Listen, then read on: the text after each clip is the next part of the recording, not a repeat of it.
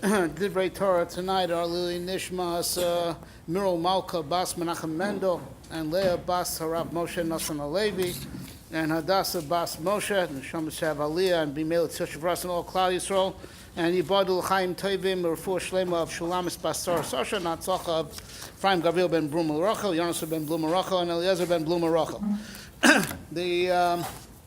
It's a Medrash Tanchuma in the opening of this week's parsha says that Tzipa Moshe Rabbeinu Beruach HaKodesh she'osid beis hamikdash licharev va'bikurim liposek. And Moshe Rabbeinu foresaw that in the future the Beis Hamikdash would be destroyed and the bikurim won't be able to bring it anymore. Amad v'tikinli saw she was palm gimel palmim b'yon. That's it. So he was metakin as a countermeasure. We have to daven 3 times a day every day. 3 times a day every day to make up for a once-a-year event of bringing the bikurim. Well, what could be what's the connection? And daven now 3 times a day. It's all because that we don't have bikurim, and he foresaw. He already did it in his day. You know, we should be used to it for when the time comes when we really need it. Amazing thing, right? So it's something that needs to be understood. What the connection is. It's interesting to note the connection. You know that what is the parsha right before how does Kiseitze end? With Mechias Amalek. Right? And this week's parsha opens up with the tzivui of Bikurim. And Halo Davarhu, something to look into. That the Bikurim is called, basically, Reishis Ko Pri Ha'adama. It's called Reishis Pri Ha'adama. Right? What does Bilam say about Amalek? Reishis Goyim Amalek. V'achriso Adei Oved. And Am Yisrael themselves are also in the mix. Kaidu, Reishis, B'shul Yisrael, Sh'nikru Reishis. There's a lot of Reishis going on over here. And this is, now it's very interesting to note, that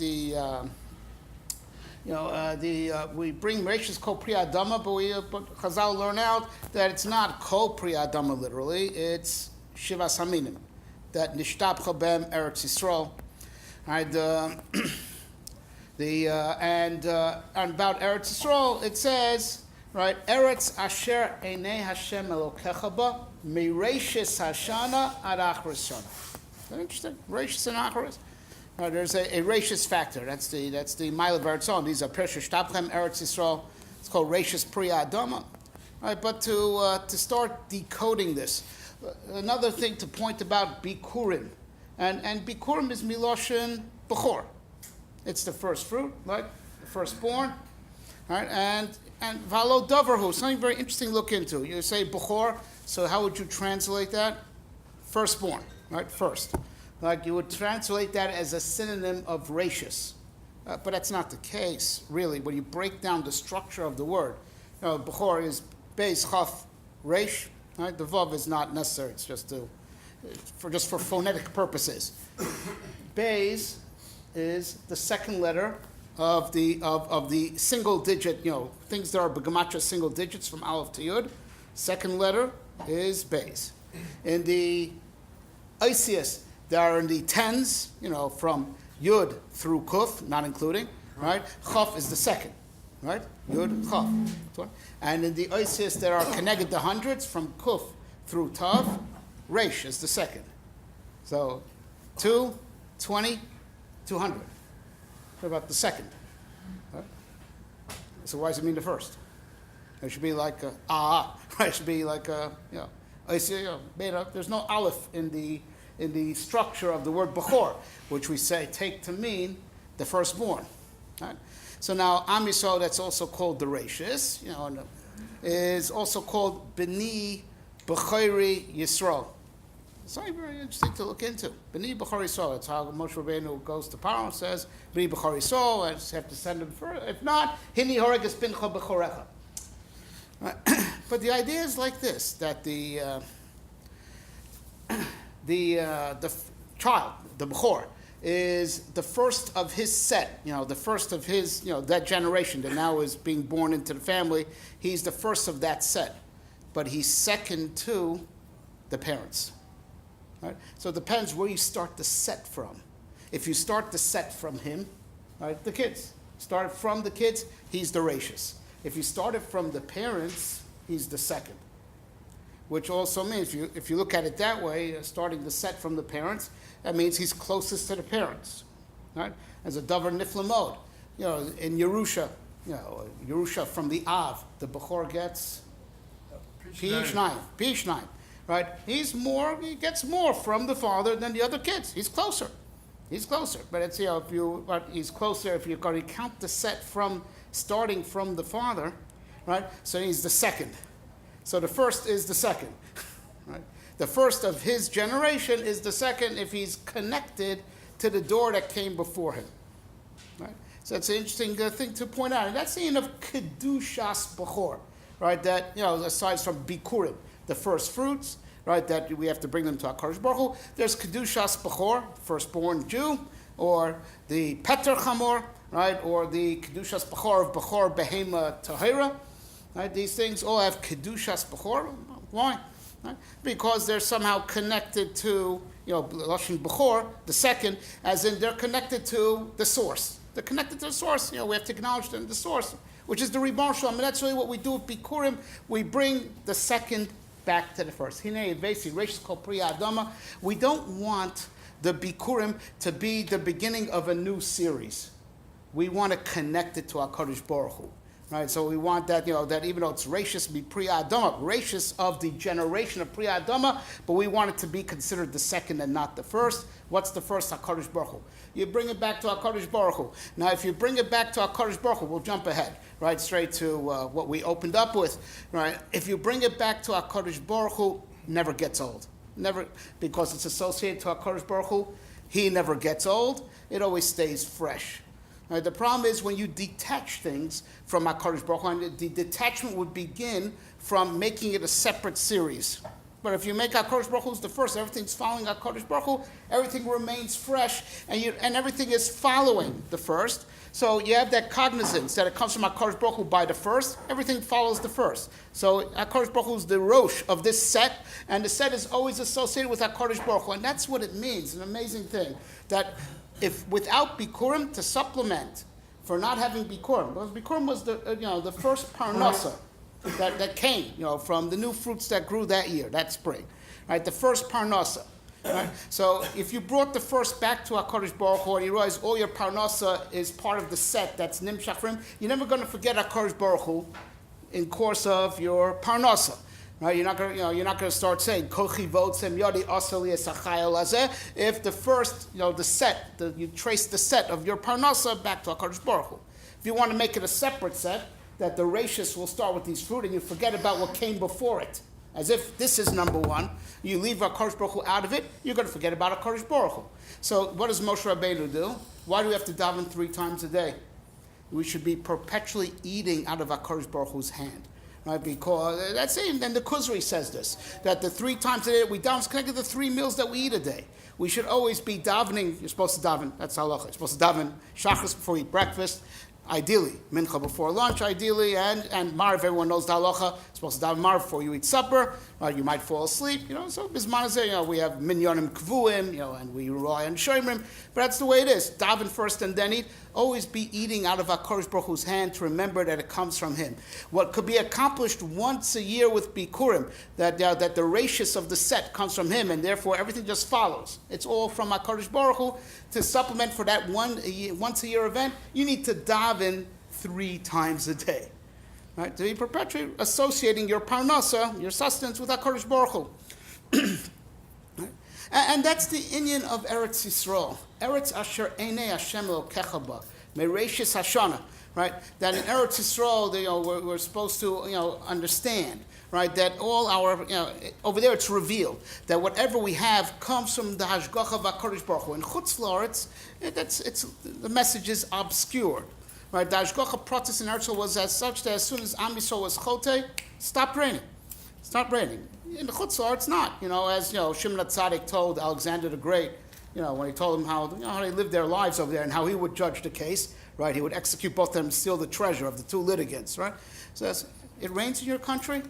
Really, it must be for the Chus of the Behemoths. It's got to be. Right, it's not for you guys. And Chutz La'aretz works that way. Chutz La'aretz works. So the Hashgacha process is behester ponim in Chutz La'aretz. It's Eini Hashem. You can see the Hashgacha revealed, right? Reishis Hashana ad Achris Shana. That you understand that the real Reishis in Eretz Yisrael, year round, and we're going to get to into the end of Rosh Hashanah in just a second. You understand that Reishis Hashana, the whole everything you have year round comes from HaKadosh Baruch Hu. You understand the Reishis is Einei Hashem. That's where the Reishis is. In Eretz Yisrael, it's more nigla, and it's more apparent that your parnasa comes from HaKadosh Baruch Hu. Right? But it goes deeper than that. Right? That the end of what Amalek is about, Reishis Goyim Amalek, is, you understand, what he wants to do is he wants to be the start, the Reishis of the world, meaning be the absolute Reishis. That means the world starts with me. The world starts with me. I mean, everything follows me, and not HaKadosh Baruch Hu. Right? So now, l'chayra hadin imohem, right? Really, they're right, right? Because who came first, the Goyim or the Jews? Historically, which nation are ruled? In the history of the emergence of nations, we came last, right? Shivim Umos emerged, at Dor HaFlaga. We came like 500 years later, right? We came on the scene. Right, and this is the side. Elu mlochim asher molchu be'eretz Edom lifnei meloich melech lebnei Yisrael. And you want to talk philosophically? What came first, the Or or the Choshech? The Choshech came first. What came first, the Almin di Scharvu, getting a little bit Kabbalistically, the worlds that were destroyed, or this world? Almin di Scharvu. Right? And so Kayadua, the Umas Olam that have their Shorish in the Sitra Achra, their Shorish in the Choshech, it all came before us. It all was here before us. Right? And that's why they wanted Taina first place. We were here first. And the Bria should follow us. It's a hemshech of a series that started with us. Right? That's their Taina. Right? And Am Yisrael says, it works differently. B'ni b'chori Yisrael. Yeah, we're second. But second to who? Second to HaKadosh Baruch Hu. Right? And that's the interesting thing. When you realize that you and yourself are not the first, and the real first is HaKadosh Baruch Hu, that makes the connection to the first. Amalek wants to be the absolute first onto his own. And that's why Reishis Goyim Amalek, but Acharis Oadei Ovid, if you want to be your own set and your own series, you're not going to last infinitely, because you're not rooted in infinite power. Am Yisrael, that it views itself as the Bechor, which is the second of the set, and the first of the set is the parent, the Hainu HaKadosh Baruch Hu, right? So Am Yisrael that connects itself to HaKadosh Baruch Hu as its Reishis, right? So Am Yisrael, right, is the Am HaNetzach. We have Reishis and Achris. We have a Reishis and an Achris. Amalek doesn't have an Achris. He has a start, because he wants to view himself as a start, but he can't last infinitely. Am Yisrael's Am HaNetzach, because our start is HaKadosh Baruch Hu. We're the Bechor, and who's the real start of that series? HaKadosh Baruch Hu. Right? and this is a Davar Niflam Ode, and we'll try to draw this to a close very quickly. Right? That the roots that the child has, the Chazal tell us that the Zera of the Av originally is secreted in the Moach. Right? And that's what it says, Yisrael Olu b'machshava tchila. Right? Am Yisrael's root, the Bechor is mitkasher with the parent, right, on a machshava level. Right? And pregnancy is miloshen hi rayon, loshen hirhur. Right? That the shorosh of it is all in machshava. Right? So that which we say, Yisrael's goy echad bartz, Yisrael nikru reishis, that's mitzad how we're rooted in HaKadosh Baruch Hu's machshavas. Right? Besod what the Chazal say, Yisrael olu b'machshava tchila. And self maisa b'machshava tchila. Right? But that's we are the Reishis mitzad, we're the Rebbe Shem's thoughts, but it's because we're connecting ourselves back to HaKadosh Baruch Hu by acknowledging him as their absolute Reishis, and we are what he had in mind. We ourselves are the second. We are Bechor. Right, the second to him, and we're the Reishis mitzad, we're in the Reishis HaMachshava, and that's why we're going to make it to Soif HaMaiseh, right? And just there's a lot more to add, right? But just one more word. That's the end of Rosh Hashanah. Rosh Hashanah. Shinui means things are changing, right? There's shinui. So sometimes the shinui could be extremely drastic, right? It could go not just further down the set, could start a whole new set. And that's really what starts with every new. We're starting a whole new set, right? A whole new set. The challenge on Rosh Hashanah, right? Rosh Hashanah, to be Mamlech HaKadosh Baruch Hu. It's not a disjoint idea. It's the beginning of a new year, beginning of a new set, right? Whole new set, all the contracts that HaKadosh Baruch Hu made with us have expired. They expire on Erev Rosh Hashanah. This is a new set. It's a new entry in the Sifrei Chaim, Sifrei Mesim. So you say, Kilu Rosh, as in a new beginning. No. What do we do on Rosh Hashanah? We're Mamlech HaKadosh Baruch Hu. No. The real Reishis is HaKadosh Baruch Hu, who is ever present and never changing. And by acknowledging him as the Rosh, right? And that's why being Mamlech HaKadosh Baruch Hu and the New Year, they're not two disjointed ideas. The one is the remedy for the other. Things are about to change, and all the deals that you had with him are about to expire. The way to overcome that shino is to be Mamlech HaKadosh Baruch Hu. He is the Rosh. He is the Reishis, and if you root yourself in him, you have nothing to worry about with all the transitions, all the shinuim that life brings, because you're rooted in he who is Reishis that will ensure that you have an Acharis.